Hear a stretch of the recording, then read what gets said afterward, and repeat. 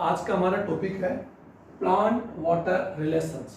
Students, in this chapter we will read about these following topics. तो हम लोग इन सभी टॉपिक्स के बारे में स्टडी करेंगे। Water and properties, diffusion, factors and affecting diffusion, permeability and osmosis and solutions. तो we will read one by one this topics. तो स्टार्ट विद द वाटर। हम वाटर के साथ शुरू कर रहे हैं। Students, as you know, water is the one of the 5 basis elements on the planet according the Indian mythology. यानी भारतीय अगर हम लोग माइथोलॉजी की बात हम करें तो प्लैनेट के ऊपर जो 5 जो बेसिस जो एलिमेंट्स, उनमें से पानी यानी जो वाटर है वो एक है, right.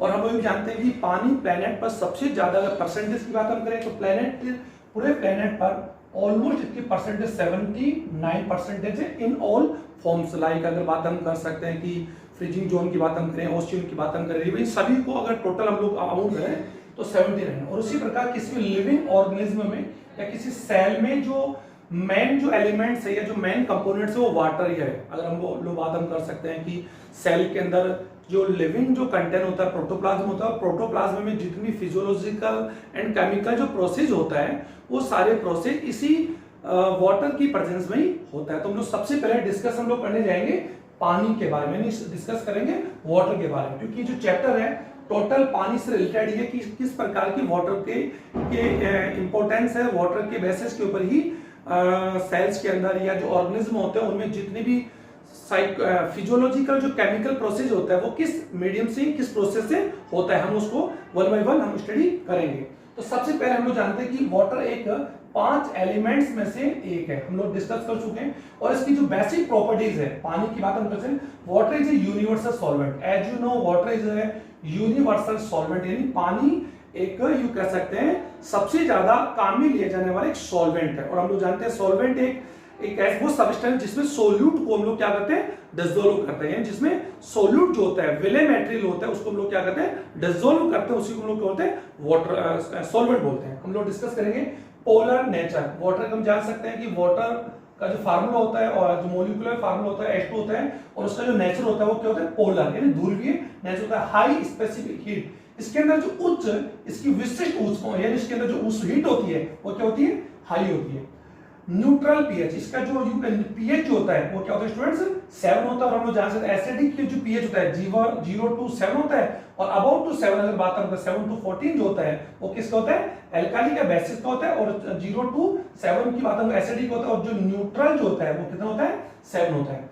Highest density of water, यानी जो वाटर की जो हाईएस्ट डेंसिटी होती है at 4 degree Celsius, 4 degree Celsius के ऊपर पानी की सबसे ज्यादा डेंसिटी होती है। ये सबसे ध्यान देंगे क्योंकि हम जान सकते हैं कि 0 डिग्री सेल्सियस के ऊपर जो वाटर होता है वो एक्चुअली तो फ्रीज हो जाता है और उसकी डेंसिटी जो होती है सबसे कम होती है। इसीलिए बर्फ जो होता है यानी जो आइस होती है वो वाटर के ऊपर क्या हो जाती है, स्विम कर पाती है, यानी ऊपर आ जाती है, क्योंकि उसकी डेंसिटी सबसे कम होती है। ओके, तो सबसे ज्यादा डेंसिटी कौन से टेंपरेचर होती है, 4 सेंटीग्रेड पर।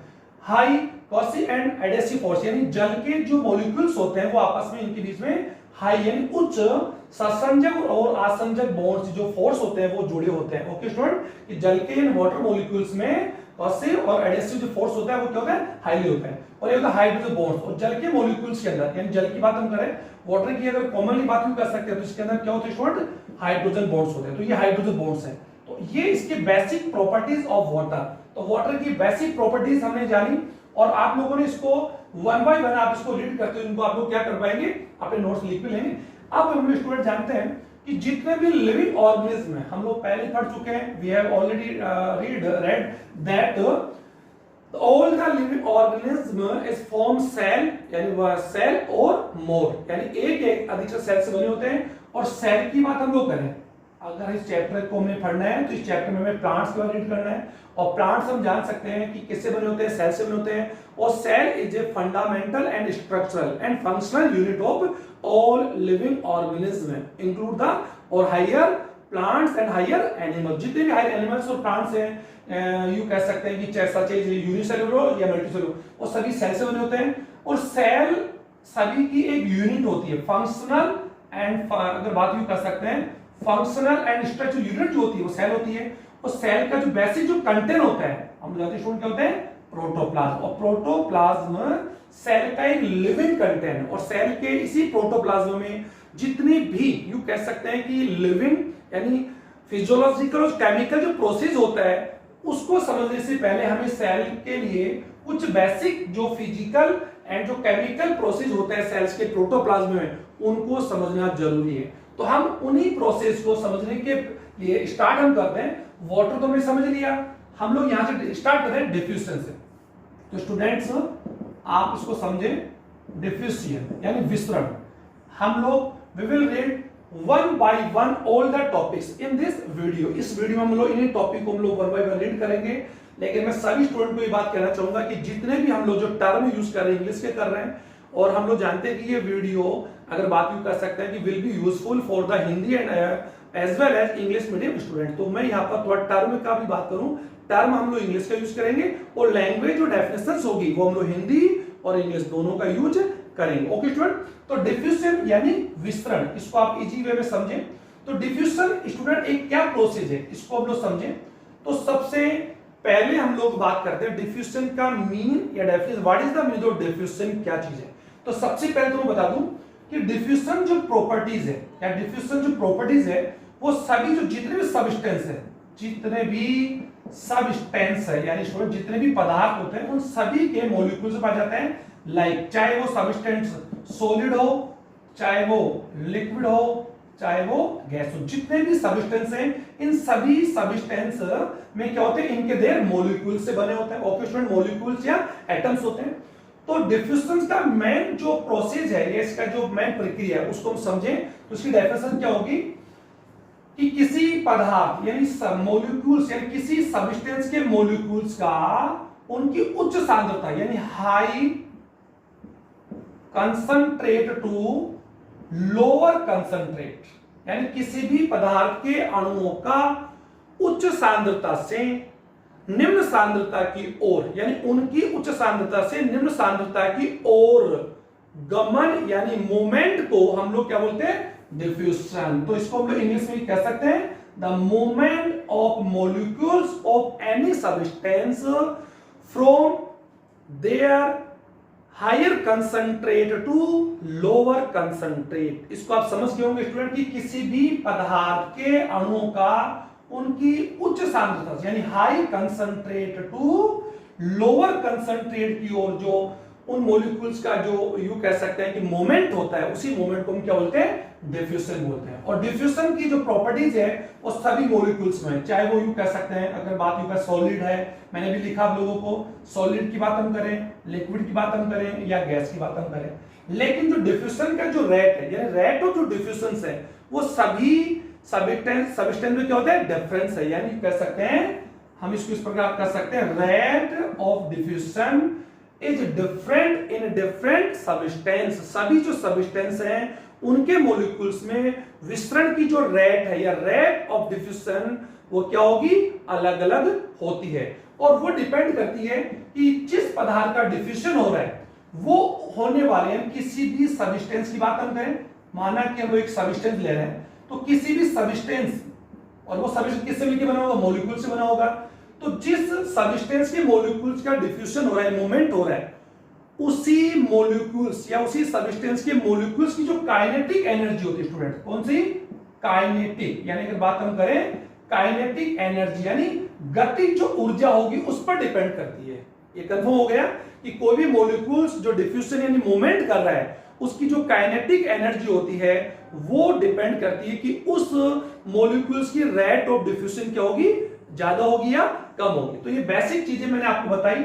इसके साथ साथ हम ये भी जान सकते हैं कि अगर किसी सिस्टम के अंदर या किसी भी तंत्र में माना जा रहा है कि एटमॉस्फेयर का कोई पार्ट है, इसमें अगर माना जा रहा है कि यू कह सकते हैं देयर आर 2 और मोर यानी 2 या 2 से अधिक अगर कोई सबस्टेंस है, अगर हम लोग यहां समझने का प्रयास करें, एक सबस्टेंस ए है और एक सबस्टेंस बी है, तो दोनों सबस्टेंस की जो डिफ्यूजन जो रेट होगी वो क्या होगी, डिफरेंस होगी। और दोनों की यू कह सकते हैं इसका कंसंट्रेशन, इसके कंसंट्रेशन को या इसका रेट ऑफ डिफ्यूजन इस मॉलिक्यूल्स का रेट ऑफ डिफ्यूजन जो होगा इसके रेट ऑफ डिफ्यूजन से किसी प्रकार से कोई डिपेंड नहीं करेगा, क्योंकि अगर इसमें इस सिस्टम के अंदर बात भी कर सकते हैं कि यहाँ पर अगर दो से ज्यादा टाइप के सबस्टेंस है, दो या दो से ज्यादा सबस्टेंस है, मैंने बता दिया ए और बी है, तो यहाँ पर कुछ सबस्टेंस किसके होंगे, ए के और कुछ के होंगे बी के होंगे। तो ए है ए बी, या अगर इस प्रकार हम इसको समझें तो आप इसको समझने का प्रयास करोगे कि यहाँ पर टू टाइप के मॉलिक्यूल्स हैं, तो किसी भी मॉलिक्यूल का जो डिफ्यूजन होगा वो दूसरे मॉलिक्यूल के डिफ्यूजन की रेट पर किसी प्रकार से कोई डिपेंड नहीं करता है, तो दोनों का डिफ्यूजन अलग अलग रेट से होगा। तो ये भी आपको समझ में आ गई। और डिफ्यूजन को जो सबसे मेनली इफेक्ट करने वाले जो फैक्टर्स हैं वो हम लोग डिस्कस करें, लेकिन उसके पहले मैं एक बार डिफ्यूजन की डेफिनेशन को बता दूं कि किसी भी पदार्थ के मॉलिक्यूल्स का हायर कंसंट्रेट, यानी यू कह सकते हैं higher concentrate to lower concentrate की जो मूवमेंट होता है उसी मूवमेंट को हम क्या होते हैं, डिफ्यूजन या विसरण बोलते हैं। इसका एक एग्जांपल हम लोग ले सकते हैं, जब हम लोग कह सकते हैं कि कॉमनली बात है, जैसे किसी भी गैस की अगर हम लोग स्मेल की बात हम कर सकते हैं, जैसे हम कोई परफ्यूम का यूज करते हैं या फिर कोई इत्र का यूज करते हैं, या अगर हम लोग कमरे में कोई भी यू कह सकते हैं कि अगरबत्ती जलाते हैं, तो उसकी अगरबत्ती की जो स्मेल होती है वो पूरे कमरे में क्या हो जाती है स्टूडेंट्स, सराउंडिंग में फैल जाती है। तो वही प्रोसेस क्या है, डिफ्यूजन है। तो डिफ्यूजन प्रोसेस आप लोगों ने देखा हो, उसी प्रकार का यू कह सकते हैं कि पानी में अगर हम लोग कह सकते हैं अगर हम लोग शुगर सब्सटेंस को मिलाते हैं तो जो चीनी के जो मॉलिक्यूल्स होते हैं वो पानी के अंदर क्या डिसॉल्व हो जाते हैं। ओके, तो वही कौन सा प्रोसेस है, एक डिफ्यूजन प्रोसेस है।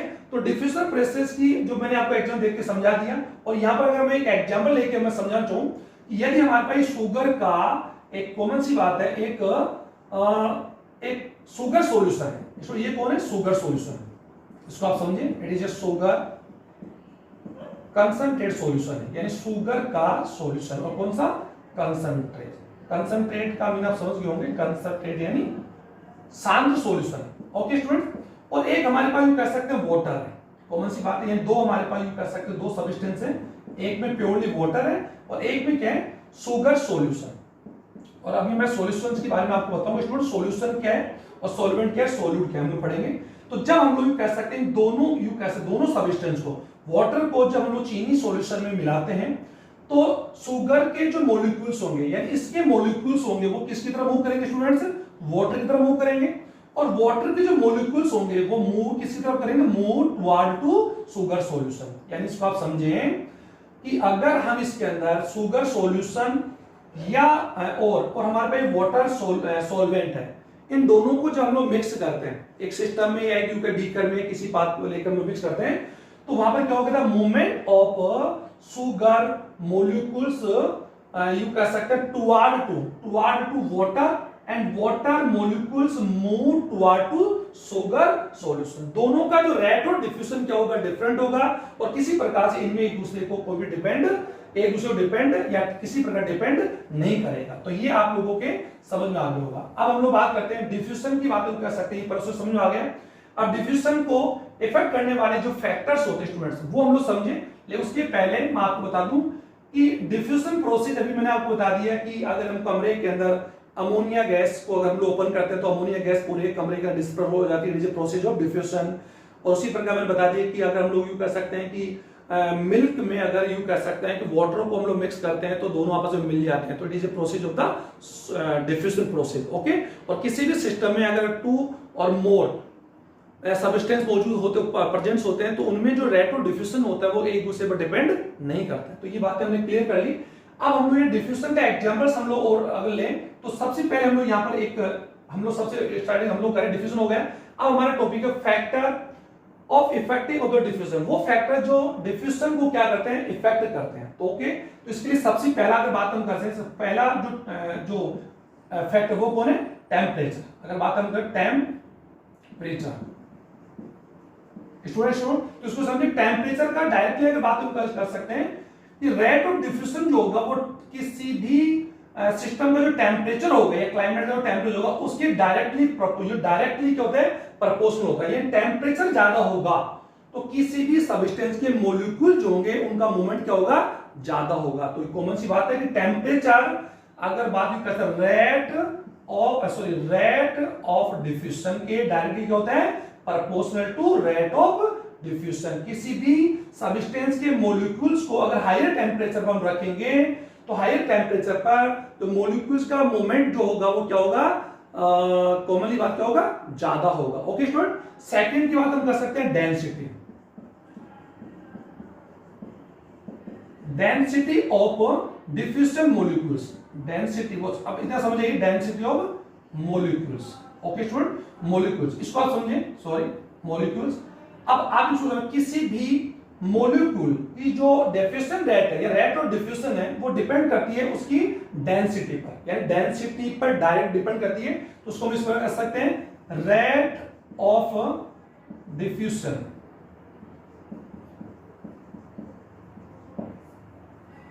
इनवर्स प्रोपोर्शनल टू रूट यानी square root of density of molecules. यानी इसको आप समझे, ये एक ग्राम का, एक्चुअल में ग्राम का विस्तरण घनत्व का सिद्धांत पे आप लोग केमिस्ट्री पढ़ेंगे कि किसी भी मॉलिक्यूल्स की जो रेट ऑफ डेंसिटी है वो उस मॉलिक्यूल जिसका विस्तरण हो रहा है, डिफ्यूजन हो रहा है, उसकी डेंसिटी के रूट का, डेंसिटी के रूट का यानी स्क्वायर रूट का क्या होगा, डायरेक्ट इनवर्स प्रोपोर्शनल होगा, यानी व्यक्त कर्मानुपाती होगा। ये आप समझ रहे होंगे कि डी यहां पर क्या है, अगर बात density of molecules, density of molecules of diffusion, जो डिफ्यूजन हो रहा है, जिसका विस्तरण हो रहा है, उसके डेंसिटी के स्क्वायर रूट का क्या है, इनवर्स प्रोपोर्शनल है। आप समझ गए होंगे स्टूडेंट।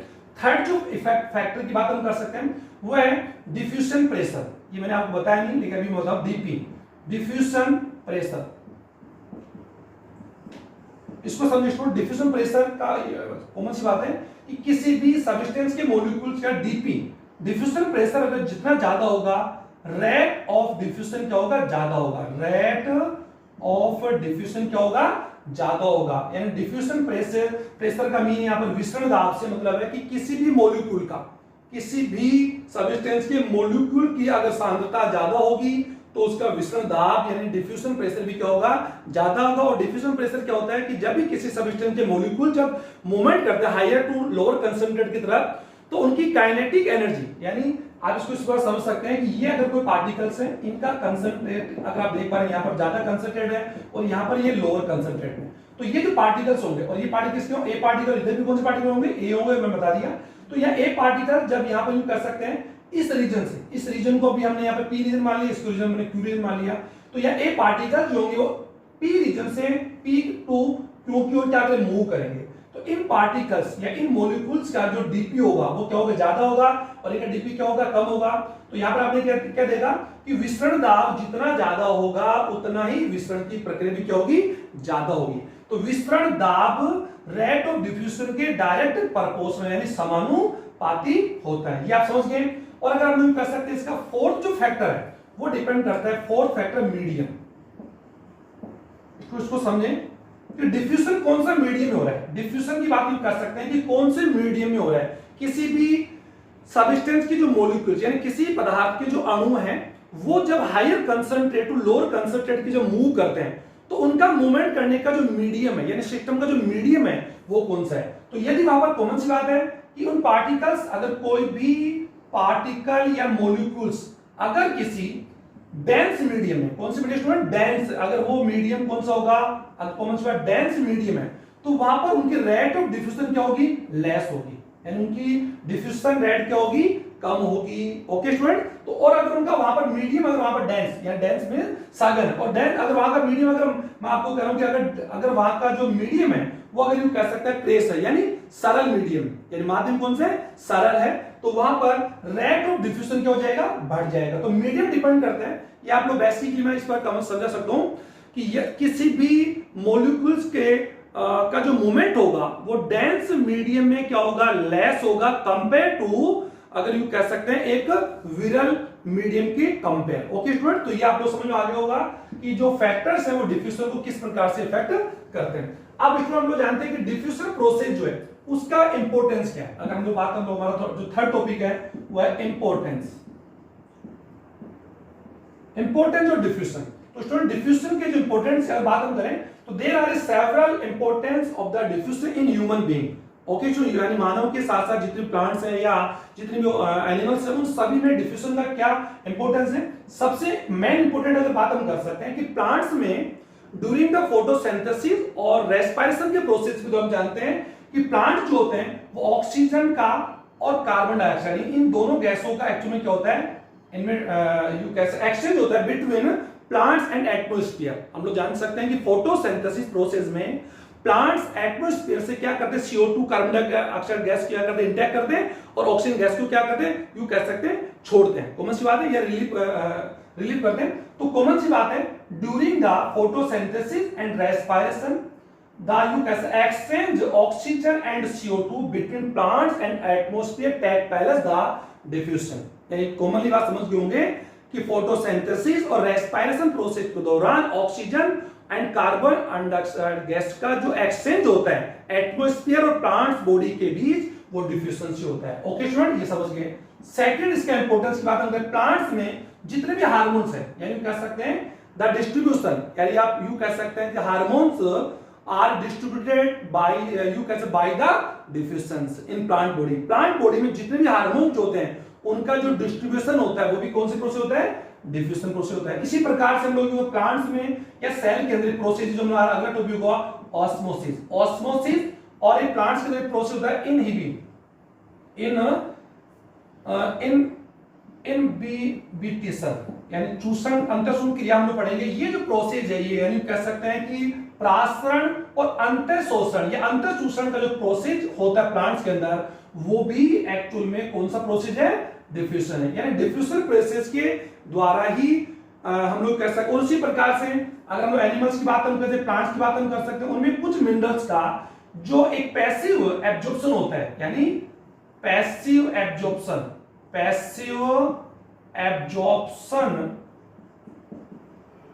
of some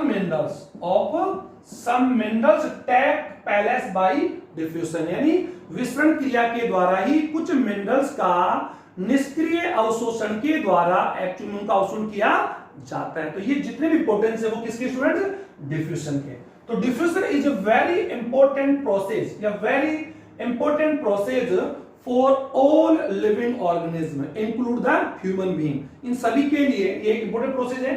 तो हमने डिफ्यूजन को हमने पढ़ा और डिफ्यूजन के रेट बताई, इसके प्रॉपर्टीज बताए और इसके साथ साथ हमने पढ़ा कि डिफ्यूजन एक है। तो एक बार मैं वापस से डिफ्यूजन के जो डेफिनेशंस है मैं एक बार वापस बोलूंगा। The movement of molecules of any substance from higher the region of their higher concentrate to region of their lower concentrate, the process called diffusion. Okay student, अब डिफ्यूजन हम लोग पढ़ चुके हैं। इसके बाद फैक्टर इफेक्टिव डिफ्यूजन हम लोग पढ़ चुके हैं।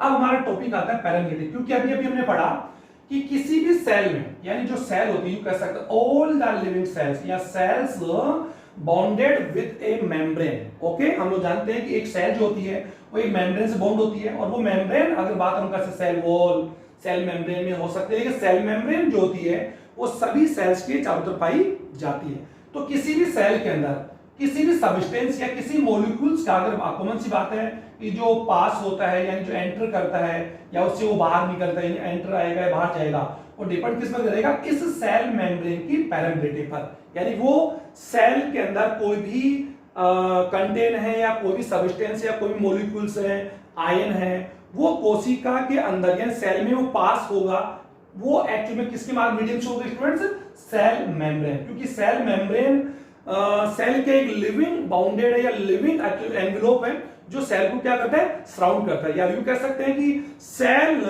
सराउंडेड बाय द या surround by the cell membrane या प्लाज्मा मेम्ब्रेन में कह सकते हैं। तो किसी भी सेल के अगर लिविंग प्रॉपर्टीज को या उसके अंदर होने वाली प्रॉपर्टीज को हम समझें तो उसके पहले हम लोगों को उसकी पैरामिलिटी समझना पड़ेगा, क्योंकि डिफिशिएंट प्रोसेस में तो पैरामिलिटी की कोई इन्वर्ट आई नहीं थी। ये पैरामिलिटी पढ़ना इसलिए जरूरी क्योंकि हमारा नेक्स्ट टॉपिक होगा वो क्या होगा, ऑस्मोसिस होगा। तो मैं यहां पर हमारा अगला टॉपिक लिख रहा हूं स्टूडेंट, पैरामिलिटी।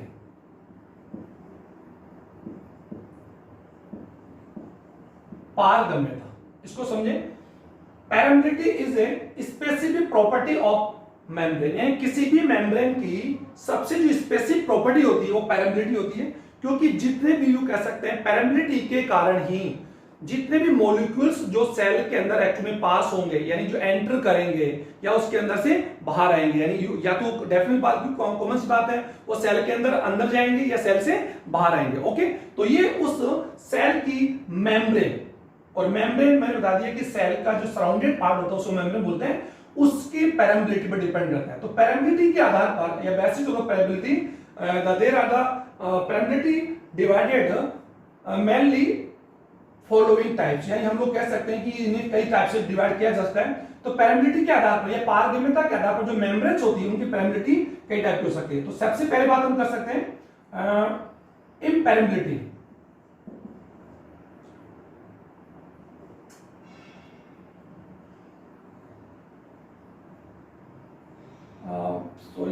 सबसे पहले बात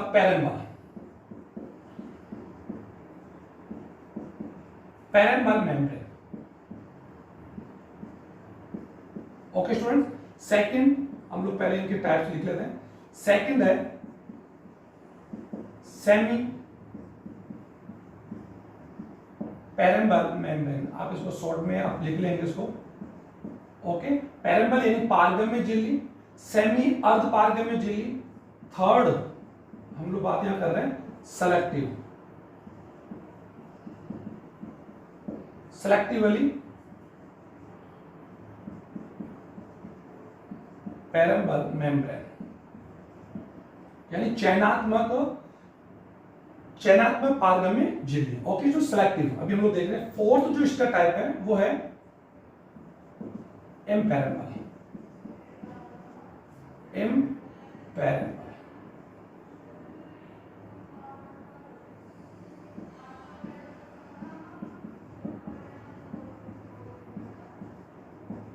So there are four type of the membrane, the basis of the permeability। permeability के आधार पर जो membranes होती है वो एक्चुअल में मेनली 4 या 4 टाइप की हो सकती है।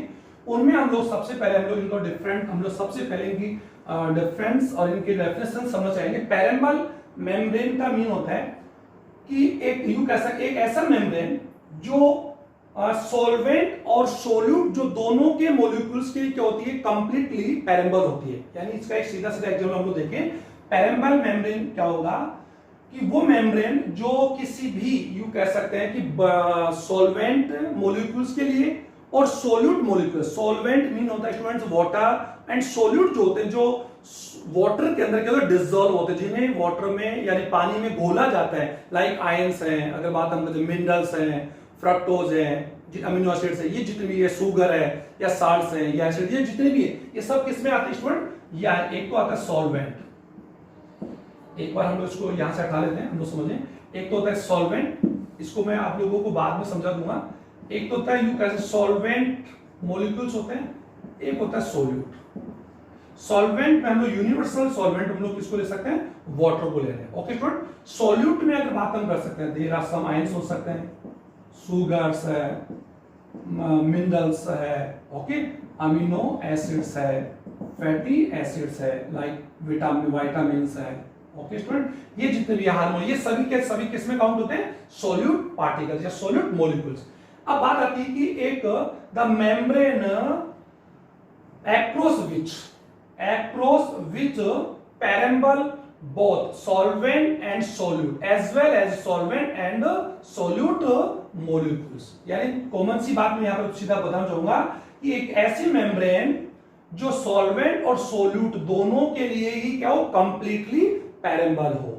यानी सॉल्वेंट और सोल्यूट जो मॉलिक्यूल्स हैं वो कह सकते can freely pass. Okay student, जो इस मेम्ब्रेन में से इजी तरीके से क्या कर सके, पास कर सके। ओके स्टूडेंट, ये हम लोग समझने का प्रयास करें। इसमें से कह सकते हैं कि अगर ये जो मॉलिक्यूल्स हैं, ये मॉलिक्यूल सॉल्वेंट के हैं और ये मॉलिक्यूल किसके स्टूडेंट, सोल्यूट के हैं। अगर ये मेम्ब्रेन इन दोनों ही मॉलिक्यूल्स के, सॉल्वेंट एंड सोल्यूट दोनों के लिए पैरेंबल है, तो ऐसे मेम्ब्रेन को हम लोग क्या बोलेंगे, पैरेंबल मेम्ब्रेन। एग्जांपल इसका है सेल वॉल। स्टूडेंट्स, इसके एग्जांपल्स को आप लोग ध्यान दें, it is a very important questions for the NEET and as well as 12th bio. Okay, तो ये सेल वॉल जो होती है पैरेंबल, यानी इसको बोल सकते हैं पारगम्य झिल्ली, हिंदी भी आप समझ लेंगे पारगम्य झिल्ली। Okay, semi permeable. Sir semi permeable means होता है कि ऐसी मेम्ब्रेन जो सॉल्वेंट के लिए, यानी इसको इस प्रकार हम लोग समझ रहे हैं कि solvent molecules can freely move. Okay students, और लेकिन अगर बात भी कर सकते जो सोल्यूट जो मॉलिक्यूल्स होते हैं उनके लिए कंप्लीटली क्या होती है, इम्पेरेबल होती है। यानी सॉल्वेंट जो मॉलिक्यूल्स होते हैं, सॉल्वेंट जो मॉलिक्यूल्स होते हैं उनके लिए तो क्या होगी, डेफिनेटली सॉल्वेंट मॉलिक्यूल्स तो क्या कर पाएंगे, मूव कर पाएंगे, क्रॉस कर सकते हैं इसको या पास कर सकते हैं। लेकिन सोल्यूट जो मॉलिक्यूल्स हैं उनके लिए कंप्लीटली क्या होती है, इम्पेरेबल होती है। तो ये आपने क्या देखा कि किसी सॉल्यूशन के टू कंटेंट होते हैं, क्यों हम जान सकते हैं कि there are two content of the solution, solvent and solute होते हैं जनरली। तो सॉल्वेंट के लिए तो कोई मेम्ब्रेन अगर क्या हो, पैरेंबल हो, और सोल्यूट के लिए क्या हो, इम्पेरेबल हो, तो ऐसे मेम्ब्रेन को बोलेंगे सेमी पैरेंबल।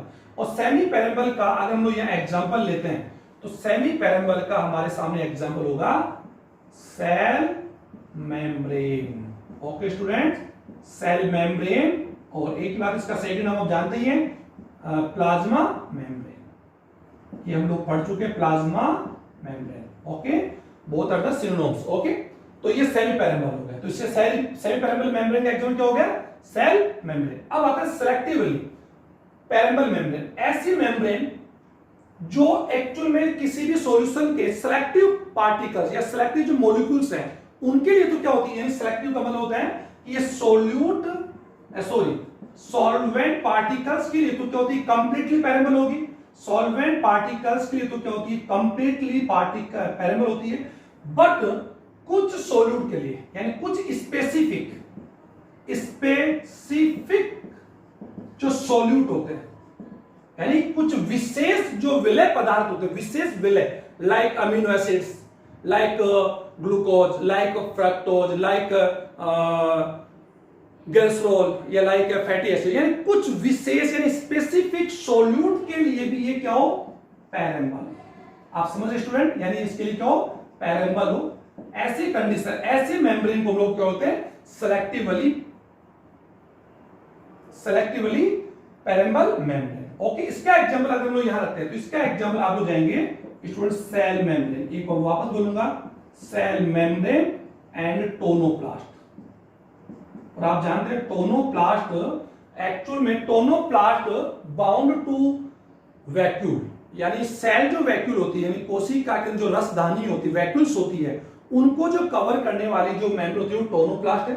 और tonoplast is a selectively permeable membrane होती है। लेकिन सेल मेम्ब्रेन जो होती है, cell membrane behave as a semi and selectively membrane according the atmosphere या अकॉर्डिंग द नेचर, यानी नेचर पर डिपेंड करती है कि वो सेल कौन सी कंडीशन के अंदर है। यानी हमारी सेल मेम्ब्रेन जो होती है वो सेमी पैरेंबल तो है ही है, वो सिलेक्टिवली मेम्ब्रेन का वर्क भी या उसकी दोनों की तरह व्यवहार करती है। ये आप समझ जाएंगे। और टोनोप्लास्ट इसका एग्जांपल है ही है। आपको तो एग्जांपल्स मैं आपके सामने रखता हूं। थर्ड अगर बात करें तो इम्पैरेंबल, तो इसका हम लोग डेफिनेट कर सकते हैं, such a membrane which across the both solvent, यानी कर सकते हैं solvent and solute molecules does not या can not cross this membrane, यानी जो किसी भी मॉलिक्यूल्स के लिए, ना तो सॉल्वेंट के लिए, सॉल्वेंट एंड सोल्यूट दोनों के लिए ये कंप्लीटली अगर यू कैसे इम्पेरेबल है, यानी दोनों ही मॉलिक्यूल्स किसी मेम्ब्रेन में से क्रॉस नहीं कर सके या उसको पार नहीं कर, मूवमेंट नहीं कर सके इस मेम्ब्रेन में, तो इट इज ए इम्पेरेबल। और इम्पेरेबल मेम्ब्रेन की बात हम कर सकते हैं, अगर बात हम कर सकते हैं इधर क्यूटिकल लेयर, एंड अगर बात यू कर सकते हैं क्यूटिकल लेयर, क्यूटिकल मेम्ब्रेन, और एक है कॉर्ट सेल्स मेम्ब्रेन। यानी इन सेल्स की जो मेम्ब्रेन होती है वो एक्चुअली क्या होती है, इम्पेरेबल होती है।